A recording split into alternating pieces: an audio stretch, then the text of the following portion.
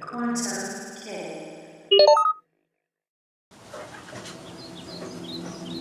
Hey, Reflections. So, I've been coming to certain understandings of myself and my experience. And I was looking back at my life, and the things that made me and guided me, and I was just wondering, why did I start YouTube videos? And for the longest part of my life, because of certain traumas that I had within my life, there were periods of time in which I don't remember. And I started recovering those memories, in 2011, 2012, and onward. And I remember when I was a child, when I was like maybe 10, 11, my parents had gotten a camcorder, and I just took to it. I just took to it, and it was a camera for our family to record home videos and stuff, and I would take that camera and I would do news segments, or I would do, interviews. And I finally remember that. Like, that's what I used to do.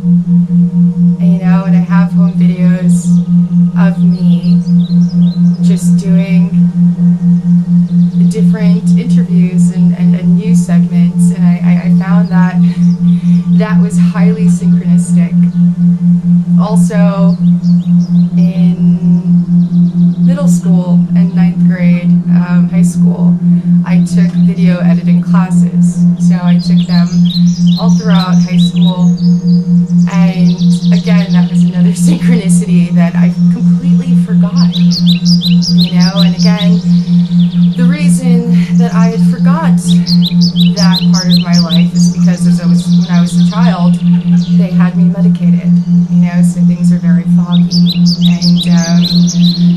And that was another synchronicity. And then I looked to my college background, and it was all in design, and editing. So it's the third synchronicity to make me truly understand the power in which I am finally in.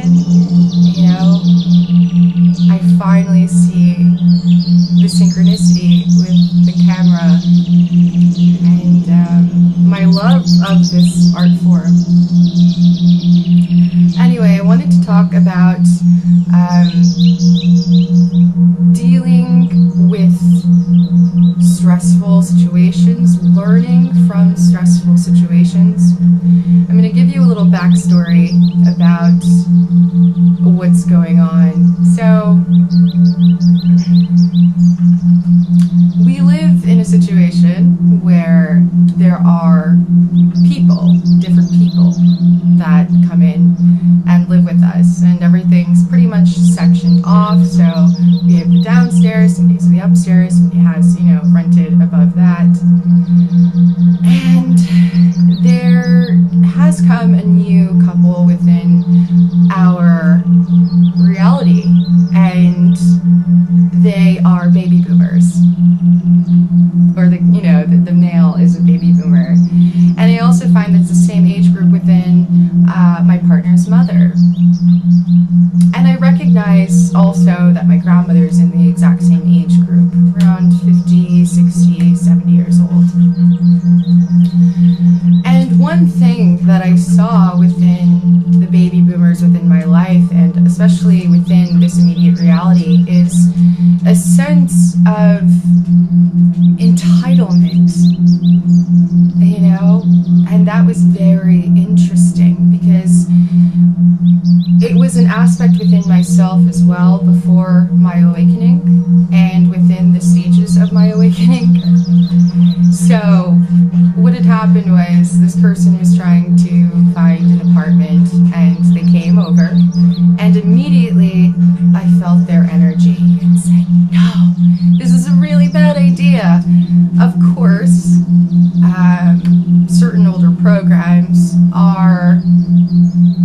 operating, or their intent is coming from clearly a what can I get out of the situation, regardless of the consequences. So, again, nobody took my advice, but that's okay, you know, like everybody doesn't have to understand everything, and that's really a learning curve, and that's something that I had absolutely no control over in this situation. And it really, at that moment in time when everything happened and I saw everything for what it was, I was pissed. I was pissed because I knew it was going to be chaos. However, I accepted it at that moment in time, and I moved on. And so I had a recent experience that shed so much light on a certain aspect of not only humanity but also the self. And it was an uncomfortable experience. It was very chaotic, and at that moment in time, all I could realize was this was happening for a reason. Usually when bad things in my life happened before, I was very unaware, because I always thought that they were just really bad things that were happening to me, not realizing that those bad things that happened to me were not only consequences of my actions sometimes, or others, but a learning experience for the self. So when this person first came in, I could tell that he was the type of character that was suppressing the divine feminine, not only in the self, but the people around him. So he had a very controlling aspect, you know, and he had a much younger Asian wife, okay? And just to give you a little bit more background, this person is an older, you know, a baby boomer, white, British, and yeah, so his wife was a very younger, you know, a much younger Thai girl.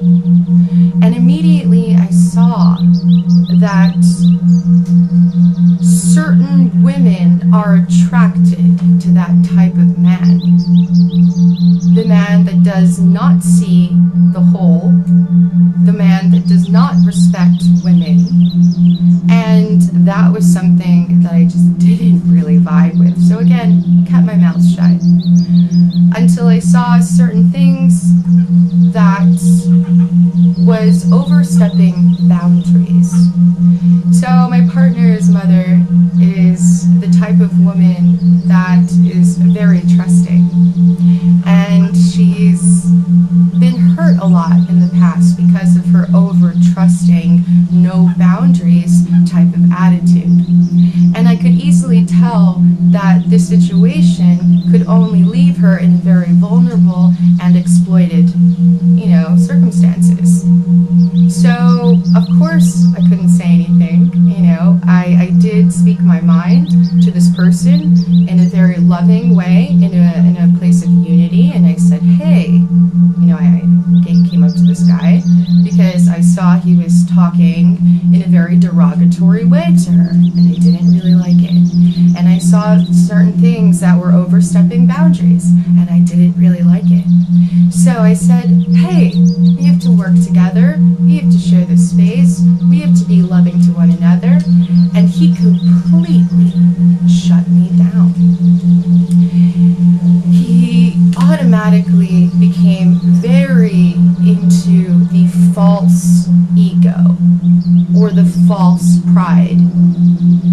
And at first, this chaos in which I was witnessing made me very angry, because it reminded me of the fact that women actually like this abuse.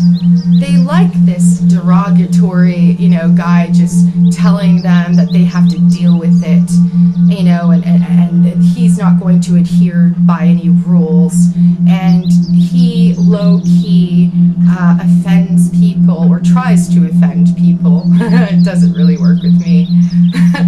And it was was something that was like I had to address, because not only did I feel the tension within the house, my partner started feeling the tension within the house. And he confided within me, hey, there's this weird energy and I don't understand, like, what's up with that? And I'm like, yep, I felt it. Like, I didn't want to say anything, but I felt it. And so I confronted this guy, and he completely shut me down. He asked me to put everything in writing and give it to his lawyer. Yeah, that's what I was saying. I'm like, dude, like, let's just get off of our high horse really quick, you know? And I was smiling the whole entire time, you know, because we do have a choice in how we react. And in that moment in time, I was so angry. You know, I was so chaotic within inside, and I felt the anger rising within me. And I said, Samina, you have a choice. You have a choice how you deal with the situation. You have a choice with what you learn from this situation. And I said to him, listen, have you ever had roommates before? That was my first question, you know, because like that's the kind of question you ask people when they're living with you. But of course, certain people don't really have that perspective or knowing, or they just go into things without even thinking about the consequences or even little questions like that. And he said, absolutely not. Absolutely not. I come from affluence. And right there, I recognize that false pride. It's something within me that I also used to have not long ago. You know, and it's something that I recognize within the people within this hologram right now. You know, so I'm really understanding this sense of false pride. And I remember looking back to myself, you know, I had this false pride because I was endowed with certain genetics. And that's basically what he was saying. He said, I'm a white man, you know, and I come from affluence, and because of that, I am better than you. And he told me that. He actually said, I'm not used to these circumstances. I come from affluence. I am better than this. I'm not used to sharing a home with 20, 30-something-year-olds. I'm not a college student. I'm a man of means. Now, this is from a guy that's that's renting a room in a house of a woman that he's disrespecting. And he has absolutely no thanks for the help he's gotten. He has absolutely no regard for the rules in which he's supposed to be, you know, playing by. And everybody that's actually helping him get on his feet, he's looking down at them. And I saw that aspect within myself not too long ago. That really angered me, and I had to walk away because he was very dismissive. He was like, all right, are you done? Are you done? And I said, after enough insult, I smiled at him. And I said, I'm sure that was your means before. However, ego aside, you are not in that living situation anymore. And the fact that you do come from means doesn't mean anything to me, because that doesn't make you a better roommate. And you're going to have to start playing by the rules. You know, because at that moment he was trying to offend me, and I really saw him. I saw his weakness, and I saw that he was clinging so hard, just by a thread, to the only sense of dignity that he had. That's why I stopped. You know, and I didn't really say anything, but I did say this after I told him to just, let's not come at each other from this egoic place. I said, we will have to share this space. It's in our best interest to communicate with one another, to respect boundaries, and to look at this space as a communal space, not just your own, because like there was a lot of territory, you know, and like claiming territory, which was insanity, because again, they just rented one room and they're claiming the whole entire floor. Which again, I'm not on this floor except just to record. So I really don't care. Like it's not my business, obviously. If somebody takes it, if someone is taken advantage of, and that's what I mean by you can't really say much when people are making bad decisions, but you can accept their decisions and you can accept their learning if they ever do. Because a lot of us don't. And that's why we keep on making those mistakes over and over and over. So I took that experience, and with all the chaos, with all the anger that I was experiencing, with all of the angst that I felt, I recognized the perfection within the chaos. I recognized the chaos and the perfection within the chaos because at that moment in time, I realized so much within the human state. And I realized that there is this attitude, with women, and this attitude of trying to dominate, trying to suppress, and I could see my own partner, and I could see the balance within him, and the respect and reverence for the divine feminine within him, It's really funny, even my partner had told me a while back, actually, when we first started dating, after various psychedelic experiences, how he couldn't watch porn anymore.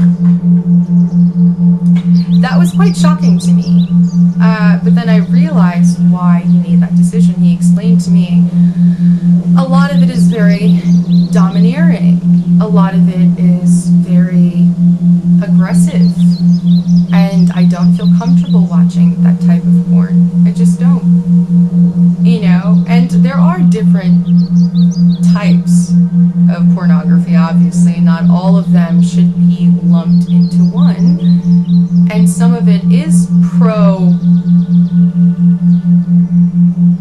consent, which a lot of it looks, not very good.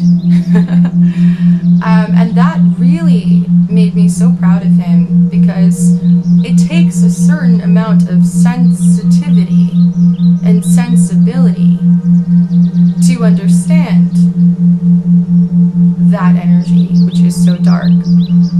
So it did pretty much mess up my partner. Like, he didn't really like that this guy was almost like getting off on domineering all of the women within this household, and he doesn't really sit well with it. Unfortunately, he's had to be in this position with his mother over and over and over and over and over and over and over again. And I say that because it's literally like countless amount of times that he has had to witness this situation and had to physically get involved, call police.